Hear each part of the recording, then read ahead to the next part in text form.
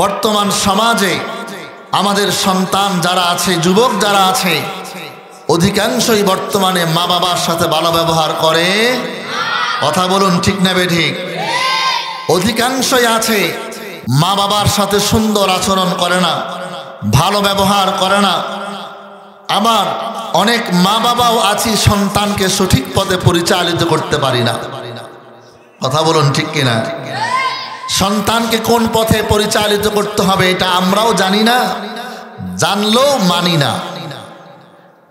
প্রিয় ভাইরা আমার, মহান আল্লাহ পাক রব্বুল আলামিন আমাদেরকে দুনিয়ায় পাঠিয়েছেন। আমরা যে দুনিয়ার আলো দেখেছি, এ দুনিয়ার চাকচিক্য আমরা যে অনুভব করছি, দেখছি, এই দুনিয়ার পৃথিবীর মুখ যা আমরা দেখেছি, মহান আল্লাহর পরে সবচেয়ে অবদান কার বলেন তো দেখি? সবাইকে বলতে হবে কার? এই পৃথিবীর মুখ দেখার পিছনে সবচেয়ে বড় অবদান হলেন আমার বাবা এবং মা। কথা বলুন, ঠিক কিনা? মা বাবার অবদানে আমি এই পৃথিবীর মুখ দেখেছি, পৃথিবীর আলো দেখেছি। এজন্য মা বাবা সন্তানকে ভালোবাসে নিঃস্বার্থভাবে। ভাই ভাইকে ভালোবাসে, স্বার্থ আছে। বোন বোনকে ভালোবাসে, স্বার্থ আছে। স্বামী স্ত্রীকে ভালোবাসে, স্বার্থ আছে। স্ত্রী স্বামীকে ভালোবাসে, স্বার্থ আছে। কথা বলুন, ঠিক কিনা? স্বামী স্ত্রীকে, স্ত্রী স্বামীকে খুব মোহাব্বত করে, ভালোবাসে। কিন্তু স্বামী যদি স্ত্রীকে কয়েকদিন ভালোভাবে ভাত কাপড় দিতে না পারে, কি বলুন, ভালো জামা কাপড় দিতে না পারে, দেখবেন যে ভালোবাসা জানালা দিয়ে পালাবে। কথা বলুন, ঠিক কিনা? বাবার বাড়ি চলে যাবে, আপনার ঘরে আর আসবে না। কিন্তু আপনার মা, আপনার বাবা, মাকে আপনি যদি 3 বেলা পেট ভরে খাবার নাও দেন, ভালো জামা কাপড় যদি নাও পরান, কিন্তু আপনার মা আপনাকে রেখে কখনো চলে যাবে না। বরং আপনার অসুস্থ অবস্থা আপনার পাশে থাকবে, বিপদেও আপনার পাশে থাকবে, সুখে দুঃখে বিপদ আপদে সর্বাবস্থায় আপনার মা বাবাই আপনার পাশে থাকবে। কথা বলুন, ঠিক কিনা? এজন্য মহান আল্লাহ পাক রব্বুল আলামিন তার ইবাদতের পর, তার হক আদায়ের পর আল্লাহ তাআলা মাতা পিতার হক আদায় করার জন্য নির্দেশ দিয়েছেন। বলেন সুবহানাল্লাহ। সূরা নিসার 36 নম্বর আয়াতে আল্লাহ পাক রব্বুল আলামিন বলছেন, ওয়া'বুদুল্লাহ ওয়া লা তুশরিকু বিহি শাইআন ওয়া বিল ওয়ালিদাইনি ইহসানা। আল্লাহ পাক রব্বুল আলামিন বলেন, ওয়া'বুদুল্লাহ, তোমরা আল্লাহর ইবাদত করো, আল্লাহর দাসত্ব করো, আল্লাহর গোলামি করো। আমরা ইবাদত করব কার? আর জোরে বলতে হবে কার? আল্লাহ বলেন, ওয়া'বুদুল্লাহ,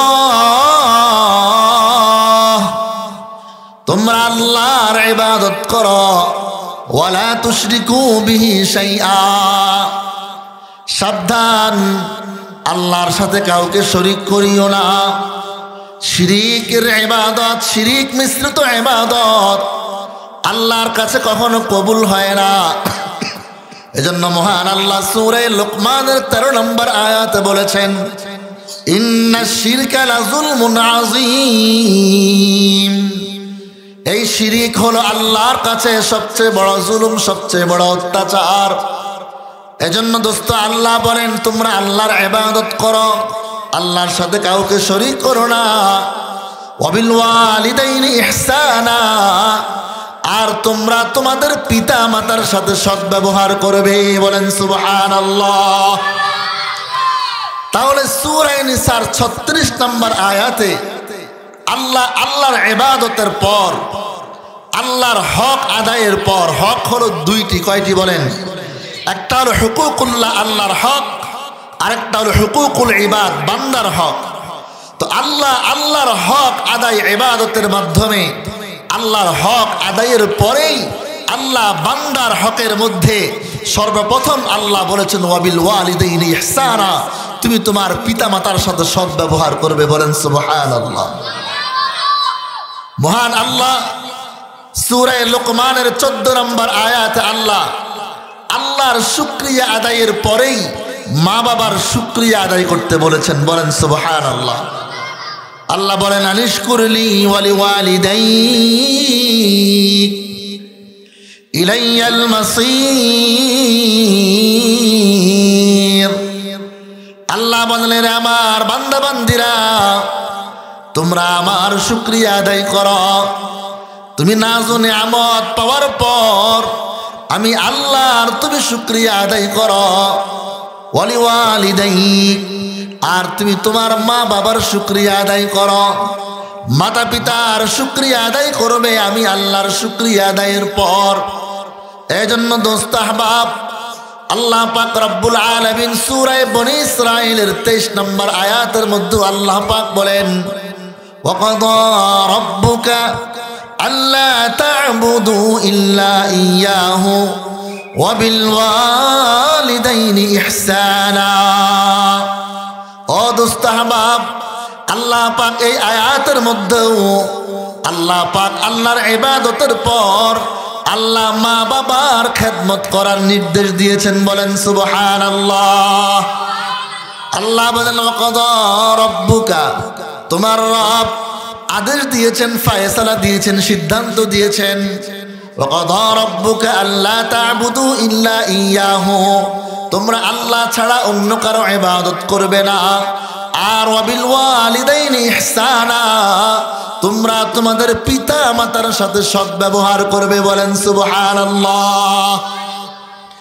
আল্লাহ বলেন ইম্মা ইয়াবলুগান্না ইনদাকাল কিবারা আহাদুহুমা আও কিলাহুমা ফালা তাকুল লাহুমা উফফিন ওয়ালা তানহারহুমা ওয়াকুল লাহুমা কাওলান কারীমা واخفض لهما جناح الذل من الرحمة وقل رب ارحمهما كما ربياني صغيرا।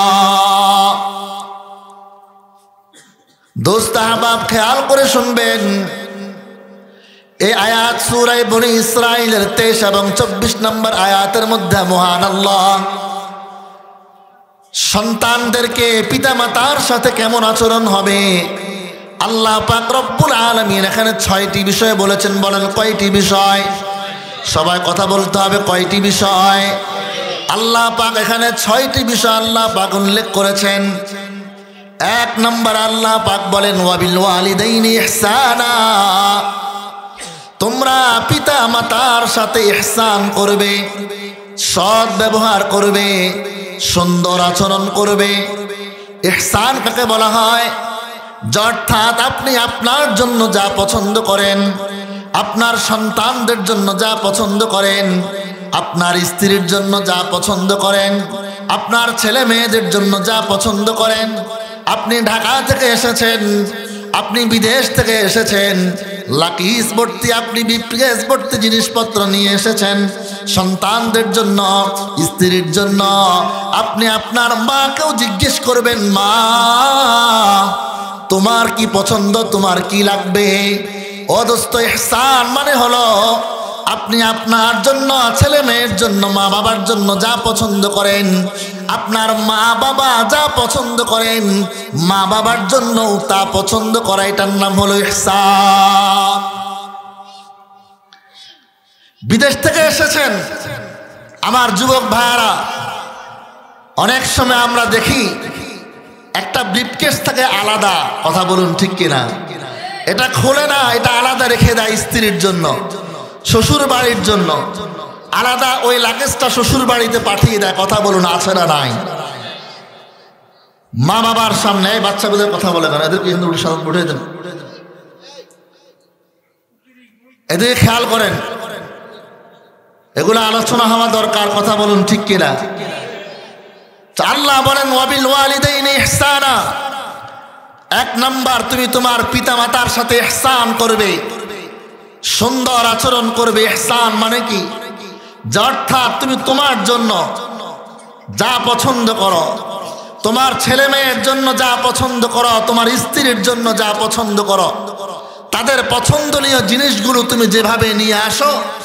তুমি তোমার মা কি খেতে চায়, মা কি পড়তে চায়, বাবা কি পড়তে চায়, কি খেতে চায়, তো বাবা মার পছন্দগুলোকেও প্রাধান্য দেওয়ার নামই হলো ইহসান।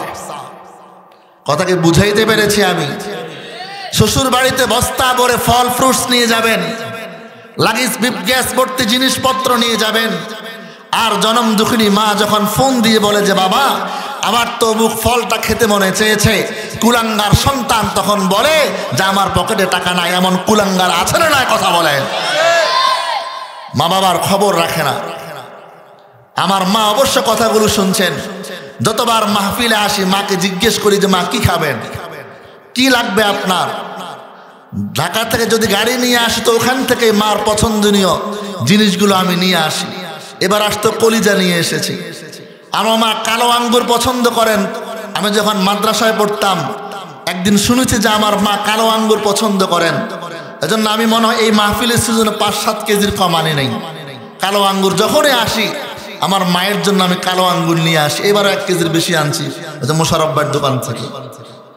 তো যখনই আসি, গতবার আসতে ইলিশ মাছ, মানুষ দেশ থেকে ঢাকা নিয়ে যায় মাছ মাংস নাকি, আর আমি ঢাকা থেকে আসতে মা কি পছন্দ করেন, ইলিশ মাছ, পোয়া মাছ, এরপর আরো যা যা মা খেতে চান জিজ্ঞেস করি যে মা কি খাবেন, এগুলো সব সময় নিয়ে আসি। এজন্য মা বাবা আমার আপনার মুখে ছোটবেলায় অনেক কমলার কোষ উঠিয়ে দিয়েছেন। কথা বলুন ঠিক কিনা? কিন্তু কয়জন সন্তান এমন আছি যে মাকে নলাদুর খাবার খাইয়ে দিয়েছি, মার মুখে কমলার কোষ উঠিয়ে দিয়েছি, মাকে আদর করে কাছে বসিয়ে মার মুখে কমলার কোষ বলেন, আপেল বলেন, আঙ্গুর বলেন মুখে তুলে দিয়েছি। এমন কয়জন সন্তান এখানে আছে? কয়জন সন্তান আছে?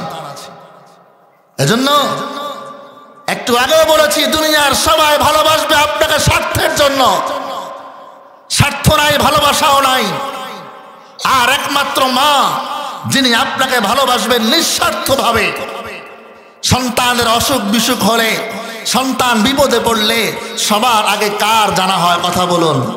মা সবার আগে অস্থির হয়ে যায়। আমাদের দেশের ঘটনা, গত কয়েকদিন আগে প্রবাসী বিদেশ থেকে এসেছে, দৃষ্টিশক্তি হারিয়ে ফেলেছে। স্ত্রী ওই স্বামীকে ছেড়ে বাবার বাড়ি চলে গিয়েছে, ওই স্বামীর সাথে ঘর সংসার করতে রাজি নয়। আল্লাহর কসম, সন্তান ল্যাংড়া হয়ে যাক, লুলা হয়ে যাক, অন্ধ হয়ে যাক, সন্তান যদি একদম বিকলাঙ্গ হয়ে যায়, সন্তান যদি বিছানায় পড়ে যায়, সবাই ছেড়ে চলে গেলেও মা আপনাকে ছেড়ে চলে যাবে না। কথা বলুন ঠিক কিনা? মা আপনাকে ছেড়ে চলে যাবে না। এটার নামে মা। মা সন্তানকে এত ভালোবাসে, দুনিয়ার কেউ এরকম ভালোবাসতে পারে না, পারবেও না। আমি এখনো যত রাত মাহফিল করে বাড়িতে যাই, আমার মা আমার জন্য অপেক্ষায় বসে থাকে। গেটটা খুলে দেয় রাত 12টা 1টা, আজকে ঢাকা চলে যাব। গেট পর্যন্ত, বাড়ির সামনের গেট পর্যন্ত আমাকে এগিয়ে দিয়ে তারপরে বিছানায় যায়। এবং ঢাকায় পৌঁছার আগ পর্যন্ত ঘুম হয় না। 4টা বাজেও ঘুম ভেঙে যায়, খবর না আমি পৌঁছছি কিনা। এজন্য মার দোয়া নিবেন যুবক ভাইয়ারা। সবার ভালোবাসার মধ্যে স্বার্থ আছে, কিন্তু মায়ের ভালোবাসা হচ্ছে নিঃস্বার্থ। এজন্য মা কি খেতে চান, মা কি পছন্দ করেন, এরা বাঁচবে কয়দিন? কথা বলুন ঠিক কিনা? এরা বাঁচবে কয়দিন? এরা আমাদের জন্য রহমতের ছায়া, এরা আমাদের জন্য রহমতের ছায়া, বরকতের ছায়া। এই মা বাবাকে আপনি যতদিন খাওয়াবেন, আল্লাহর কসম আল্লাহ আপনার ঘরে বরকত দান করবে ইনশাআল্লাহ। আর এই মা বাবাকে ফেলে দিবেন, আপনার ঘর থেকে আপনি নিজেই বরকতকে দূরে ঠেলে দিয়েছেন, বরকতকে দূরে ঠেলে দিয়েছেন। এজন্য প্রিয় ভাইয়ারা, আল্লাহ পাক 1 নম্বর নির্দেশ দিয়েছেন ওয়াবিল ওয়ালিদাইনি ইহসানা। পিতামাতার সাথে তোমরা সৎ ব্যবহার করবে, ভালো ব্যবহার করবে, সুন্দর থেকে সুন্দর আচরণ করবে। এরপর আল্লাহ পাক রব্বুল আলামিন বলছেন, ইম্মা ইয়াবলুগান্না ইনদাকাল কিবরা আহাদুহুমা আও কিলাহুমা ফালা তাকুল লাহুমা উফফিন ওয়ালা তানহারহুমা। 2 নম্বর, ফালা তাকুল লাহুমা উফফিন, তোমরা মা বাবাকে কখনো উফ শব্দ বলিও না। তোমাদের মা বাবা যদি বার্ধক্য বয়সে উপনীত হয়ে যায়, অদোস্তাব মানুষ যখন বৃদ্ধ হয়ে যায়, মানুষ যখন বুড়া হয়ে যায়, বুড়ি হয়ে যায়, তখন দেখবেন তখন মা বাবার মধ্যে, বৃদ্ধ মানুষগুলার মধ্যে এক ধরনের ছেলে মানুষই চলে আসে, এক কথা বারবার বলে, এক কথা বারবার জিজ্ঞেস করে।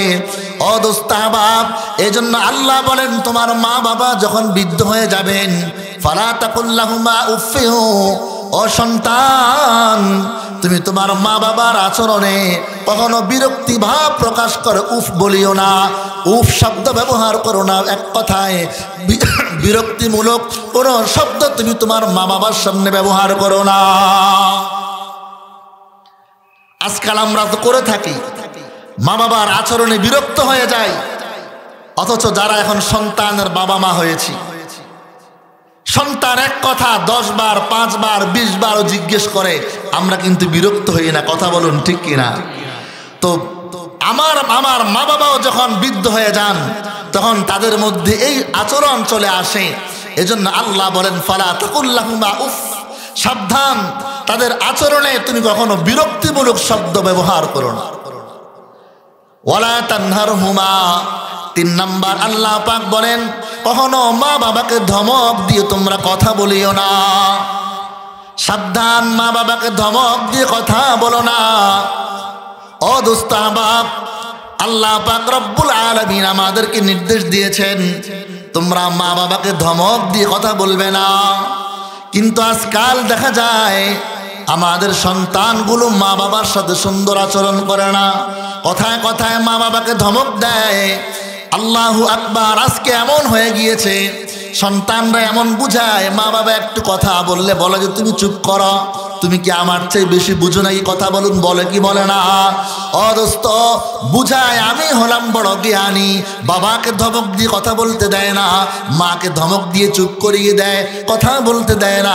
আমার আল্লাহ বলেন ওয়ালা তানহারহুমা, সাবধান সাবধান, তোমরা কখনোই মা বাবাকে ধমক দিয়ে কথা বলিও না। ও দোস্ত আহবাব, আজকে তো ধমক তো দেয়, কিছু কুলাঙ্গার সন্তান এমন আছে যারা মা বাবাকে গালিও দেয়। কথা বলুন আছে না নাই?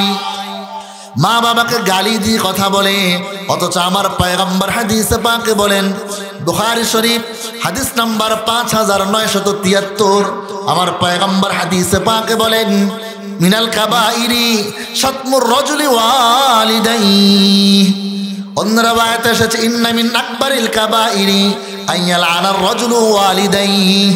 পয়গম্বর বলেন সবচেয়ে বড় কবিরা গুনাহ হলো মা বাবাকে গালি দেওয়া। বলেন নাউজুবিল্লাহ। একটা কবিরা গুনার জন্য 7000 বছর জাহান্নাম। কত হাজার বছর থাকতে পারবেন? কথা বলুন, থাকতে পারবেন? রাসূল বলেন শুধু কবিরা গুনাহ, রাসূল বলেন নাই, বুখারী শরীফের রওয়ায়াত 5973, রাসূল বলেন ইন্না মিন আকবারিল কাবাইর, কবিরা গুনার মধ্যেও সবচেয়ে বড় কবিরা গুনাহ হলো মা বাবাকে গালি দেওয়া, মা বাবাকে অভিশাপ দেওয়া। আইয়ালআনার রাজুলু ওয়ালিদাইহি, মা বাবাকে সন্তান তার পিতামাতাকে অভিশাপ দেওয়া, পিতামাতাকে লানত করা, পিতামাতাকে গালি দেওয়া। সাহাবায়ে কেরাম আশ্চর্য হয়ে গেলেন। ক্বালু ইয়া রাসূলাল্লাহ ওয়া কাইফা ইয়ালআনুর রাজুলু ওয়ালিদাইহি।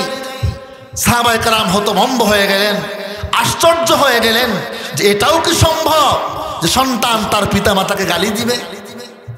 রাসূল তখন ব্যাখ্যা করে বুঝালেন, ইয়াসুব্বু আবার রাজুল ফায়াসুব্বু আবাহু ওয়া ইয়াসুব্বু উম্মাহু ফায়াসুব্বু উম্মাহু।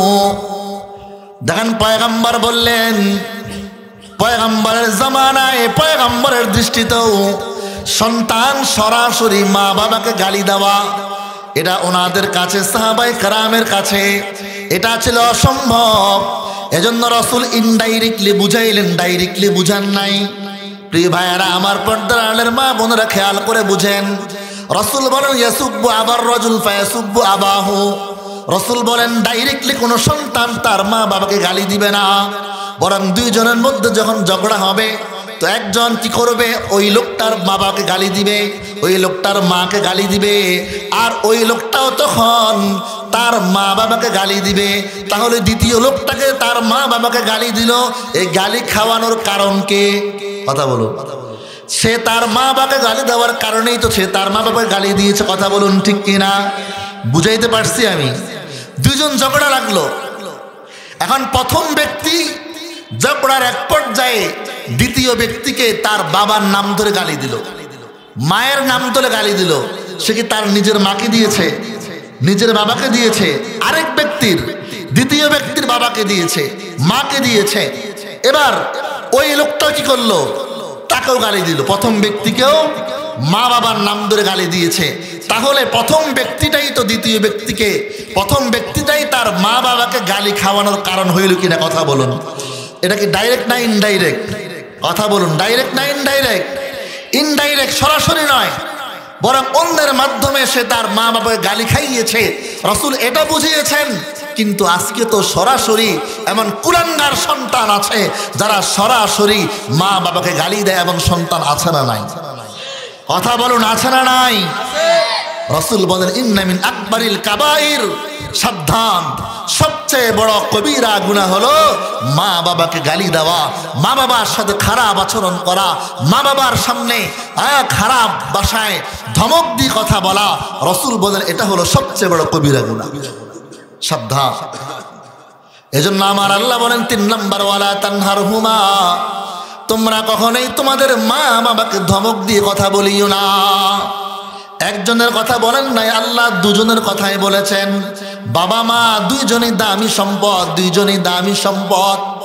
এজন্য আল্লাহর হাবিব পয়গম্বরও বলেছেন সবচেয়ে বড় কবিরা গুনাহ হলো মা বাবাকে গালি দেওয়া।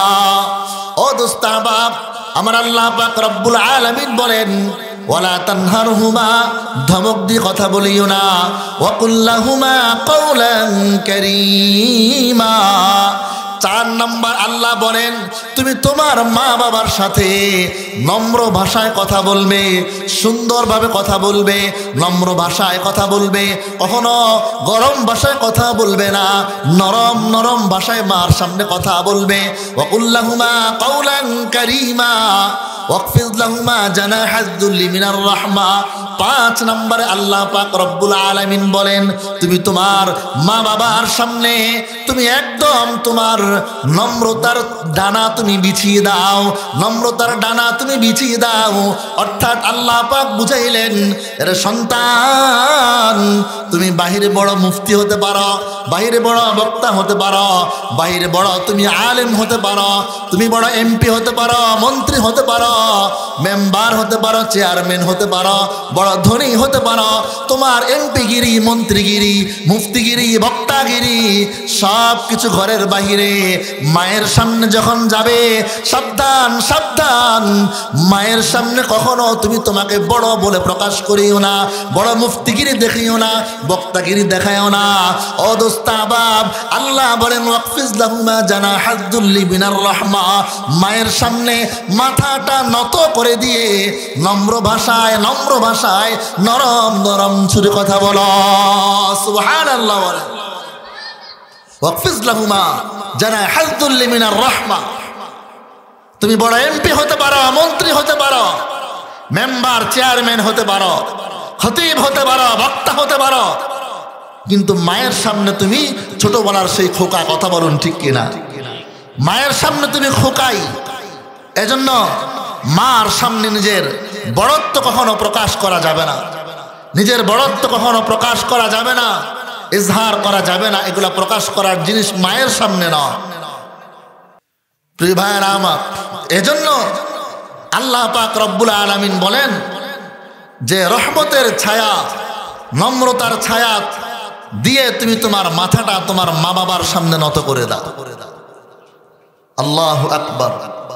এরপরে আল্লাহ পাক রব্বুল আলামিন ৬ নম্বর বলেন ওয়াকুর, সবাই বলেন ওয়াকুর রব্বিরহামহুমা কামা রব্বায়ানি সগীরা।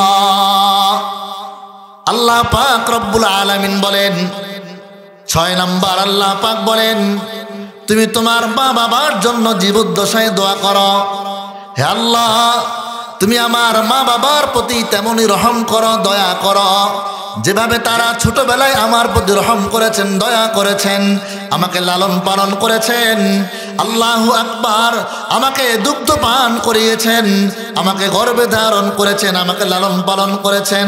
আল্লাহু আকবার। দোস্ত, রাতের বেলায় মা যখন ঘুমায়, আল্লাহু আকবার, আজ পর্যন্ত এমন কোনো নজির পাওয়া যায় নাই যে মায়ের পিঠের নিচে পড়ে কোনো সন্তান মারা গিয়েছে। কথা বলুন হয়েছে? মা বড় সতর্ক থাকে, ঘুমাইলেও সতর্ক থাকে। বাচ্চাটা কান্না করতে দেরি, মা বাচ্চার মুখে দুধ দিতে দেরি হয় না। কথা বলুন ঠিক কিনা? এজন্য আল্লাহু আকবার, মা সন্তান কান্না করলে মা পেরেশান হয়ে যায়। সন্তানের কান্নার আওয়াজ শুনে মা আর হুঁশে থাকতে পারে না। সন্তানের ঠান্ডা লাগছে তো মা পেরেশান হয়ে যায়, সন্তানের গরম লাগছে তো মা পেরেশান হয়ে যায়। রাতের বেলায় কারেন্ট চলে গেলে আল্লাহু আকবার, আমি আরামে ঘুমিয়েছিলাম, আমার মা আমাকে সারা রাত বাতাস করেছেন। কথা বলুন ঠিক কিনা? অদস্তাবাব, এই জন্য আল্লাহ দোয়া শিখিয়ে দিলেন, রব্বির হামহুমা কামা রব্বায়ানি সগীরা। এজন্য আল্লাহ পাক রব্বুল আলামিন আমাদেরকে দোয়া শিখাইলেন। আল্লাহর কাছে দোয়া করো, আল্লাহ আমার মা বাবা ছোটবেলায় আমাকে যেভাবে আদর করে যত্ন করে লালন পালন করেছেন, আমার প্রতি দয়া করেছেন, আল্লাহ তুমি আমার মা বাবার প্রতি সেভাবেই দয়া করো। এ দোয়া শুধু মরার পরে নয়, জীবদ্দশায় মা বাবার জন্য এই দোয়া বেশি বেশি করবেন। মরার পরে তো করবেনই।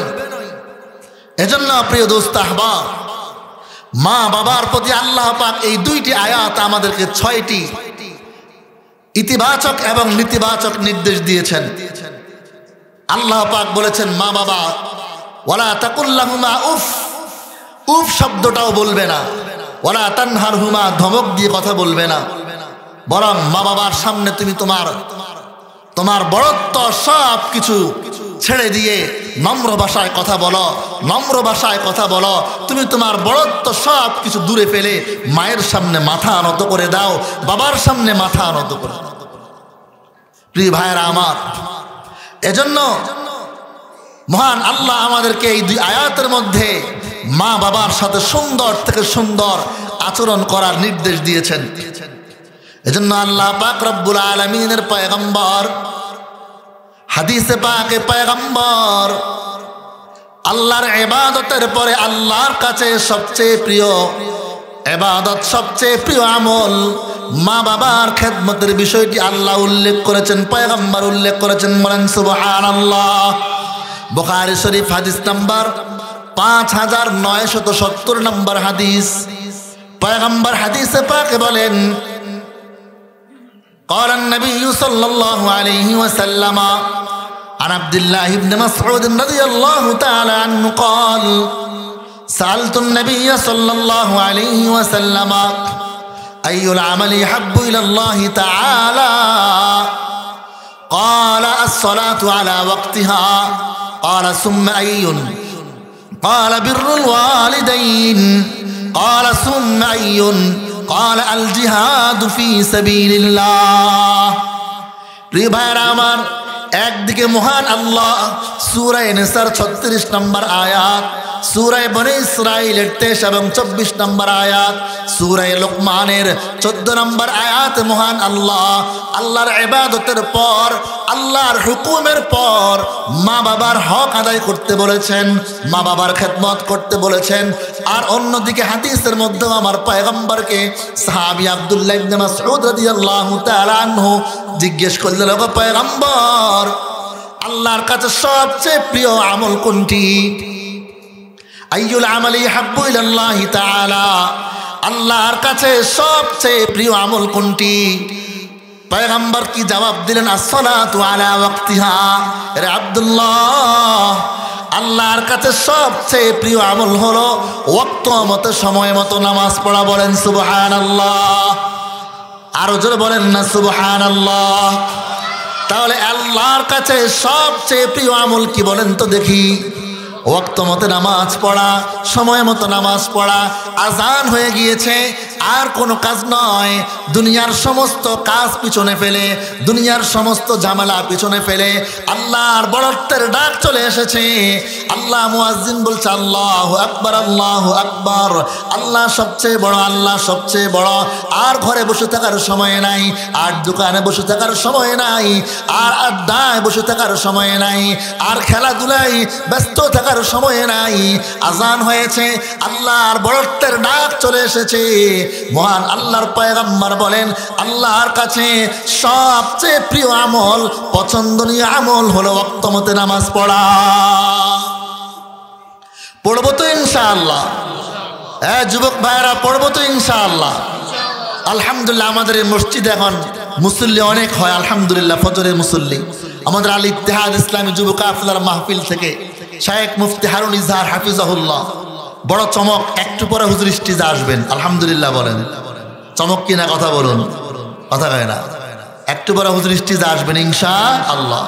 হুজুরের কথা উদ্বুদ্ধ হয়ে যুবক ভাইয়েরা, ইত্তেহাদের সদস্যরা আমল করে ফজরের মসজিদে এখন প্রায় 50-60 ঊর্ধ্বে মুসল্লি হয়। কি বলেন, হয় কিনা? আরো বেশি হয়, সভাপতি সাহেব বলছে আরো বেশি, আলহামদুলিল্লাহ। তো এই জন্য এই মাহফিলগুলোর দরকার আছে না নাই কথা বলুন। অনেকে বলে এত মাহফিলের কি দরকার, এ মুরাদপুরে নাকি 3 থেকে 4টা মাহফিল হয়, এত মাহফিলের কি দরকার? আমি বলি তোমার ঘরে প্রতিদিন টেলিভিশন চলে কতবার? কথা কয়, টেলিভিশন চলে কি চলে না? তারা প্রতিদিন টেলিভিশন চলে, প্রতিদিন নাটক সিনেমা যদি চলে তো ওয়াজ মাহফিলে তো প্রতিদিন হওয়ার দরকার। কথা বলুন ঠিক কিনা? এগুলো আমাদের হৃদয়ের খোরাক। এই ওয়াজ মাহফিল আমাদেরকে কোরআনের প্রতি, ইসলামের প্রতি, নামাজের প্রতি উদ্বুদ্ধ করে। কথা বলুন ঠিক কিনা? এজন্য পয়গম্বর বলেছেন আসসালাতু আলা ওয়াক্তিহা, আল্লাহর কাছে সবচেয়ে প্রিয় আমল হলো ওয়াক্ত মতো নামাজ পড়া। সবচেয়ে প্রিয় আমল হলো ওয়াক্ত মতো নামাজ পড়া। দোস্ত আহবাব খেয়াল করেন, 2 নম্বর আল্লাহর হাবিব পয়গম্বর, 2 নম্বর পয়গম্বর খেয়াল করেন রসুল কি বলেছেন। 2 নম্বর আল্লাহর হাবিব পয়গম্বর বলেন বিররুল ওয়ালিদাইন। আব্দুল্লাহ ইবনে মাসউদ রাদিয়াল্লাহু তাআলা আনহু জিজ্ঞেস করলেন, ও পয়গম্বর, এই ওয়াক্ত মতো নামাজ পড়ার পর আল্লাহর কাছে সবচেয়ে প্রিয় আমল কোনটি? রসুল বললেন পিতা মাতার খেদমত করা। বলেন না সুবহানাল্লাহ। নামাজের পর, আল্লাহর ইবাদতের পর আল্লাহর কাছে সবচেয়ে প্রিয় আমল হলো মা বাবার সাথে সুন্দর আচরণ। সুবহানাল্লাহ বলবেন না? আল্লাহর কাছে সবচেয়ে প্রিয় আমল নামাজের পর, ইবাদতের পর সবচেয়ে প্রিয় আমল হলো মা বাবার সাথে ভালো ব্যবহার করা, সুন্দর আচরণ করা। নাকি শ্বশুর শাশুড়ির সাথে কথা কয় না? আজকাল আমার যুবক ভাইয়েরা বিবাহ শাদী করার পর এবার যখন শ্বশুর বাড়ির নরম নরম গরম গোবর খাবার পায়, শাশুড়ি যখন মুরগির রানটা তুলে দেয়, হাঁসের গোশত, জামাই বিদেশ থেকে আসছে, জামাই তোমার জন্য হাঁসটা পেলে পালন করেছি, রেখে দিয়েছি, বড় মোরগটা তোমার জন্য রেখে দিয়েছি। এবার জামাই বাবু ভাবে, আরে আমার মা তো আমাকে এরকম গরম গরম খাওয়ায় না, হাঁস মুরগি খাওয়ায় না।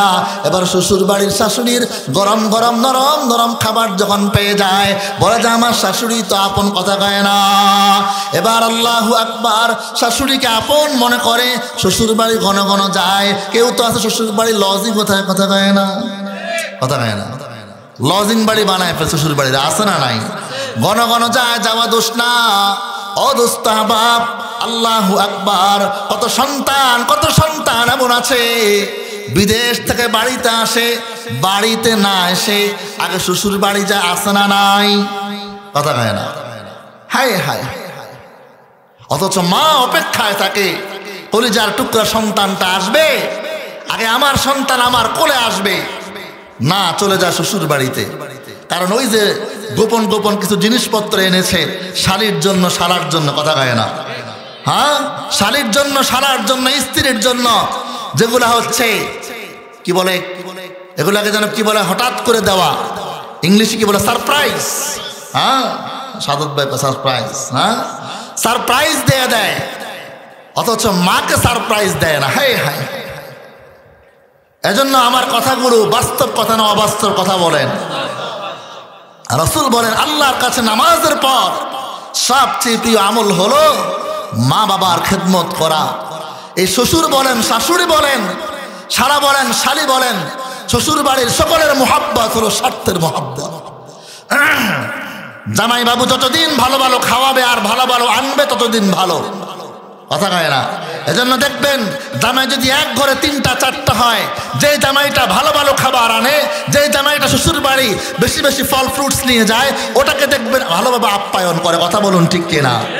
বোঝা গেল এটার মধ্যেও স্বার্থ আছে, স্বার্থের ভালোবাসা। এজন্য আমার রাসূল বলেন সবচেয়ে প্রিয় আমল হলো পিতামাতার খেদমত করা নামাজের পর। এজন্য যুবক ভাইয়ারা আমার পয়গম্বর কিয়ামতের আলামত, তিরমিজি শরীফ হাদিস নাম্বার 2308, পয়গম্বর ওই হাদিসের মধ্যে কিয়ামতের আলামত বলতে গিয়ে বলেছেন, ওয়া তা'আর রাজুলু ইমরাতাহু, মানুষগুলা স্ত্রীর বাধ্য হয়ে যাবে, স্ত্রীর কথা মতো চলবে। ওয়া আক্কা উম্মাহু, মাকে দূরে সরিয়ে দিবে। ওয়া আদনা সাদিকাহু, বন্ধু বান্ধব নিয়ে ফুর্তি করবে, শালা শালি নিয়ে ফুর্তি করবে, আসনা নাই। ওয়া আকসা আবাহু, বাবাকে দূরে সরায় দিবে, মা বাবার খবর নিবে না, মা বাবার খবর নিবে না, স্ত্রীর কথা মতো চলবে। ওয়া আক্কা উম্মাহু, মায়ের অবাধ্য হয়ে যাবে। ওয়া আদনা সাদিকাহু, বন্ধু বান্ধবকে কাছে নিয়ে আসবে। ওয়া আকসা আবাহু, বাবাকে দূরে সরায় দিবে। বলেন তো এই সবগুলো আসনা নাই? সব কিয়ামতের আলামত, কিয়ামতের আলামত। ও দোস্ত আহবাব, এই জন্য আমার পয়গম্বর বলেন আল্লাহর কাছে নামাজের পর সবচেয়ে প্রিয় আমল হলো মা বাবার খেদমত করা।